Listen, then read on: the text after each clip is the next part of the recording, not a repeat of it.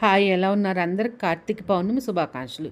ఈరోజు త్రిపుర పౌర్ణమి అని కూడా అంటారు. ఎందుకంటే శివుడు త్రిపురాసురుడు అనే రాక్షసుని సంహరిస్తాడు. అందుకని త్రిపుర పౌర్ణమి అని కూడా అంటారు. ఈరోజు చంద్రుడిని పూజించడం చాలా ఉత్తమకరం, చాలా ఆరోగ్యకరం మనకి. ఎందుకంటే ఈరోజు చంద్రుడు తమో గుణాన్ని హరిస్తాడు. అందుకని చంద్రుడికి ఇష్టమైన ప్రసాదాలు చేసి, చంద్రుడు మనకి ఎక్కడ కనిపిస్తాడు? టెర్రాస్ పైన, ఈ ఇండివిజువల్ హౌసెస్ అయినా అపార్ట్మెంట్స్ అయినా టెర్రాస్ పైన చంద్రుడు బాగా కనిపిస్తాడు.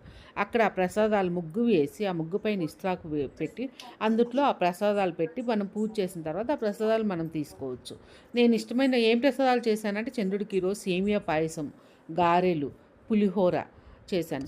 దాంతోపాటు వంకాయ ఫ్రై, పప్పు. అంటే మనము చంద్రుడికి కంప్లీట్గా పూర్తి భోజనం పెట్టాలి. మనం ఎలా తీసుకుంటాం భోజనం, చంద్రుడికి కూడా అలానే వడ్డించాలి.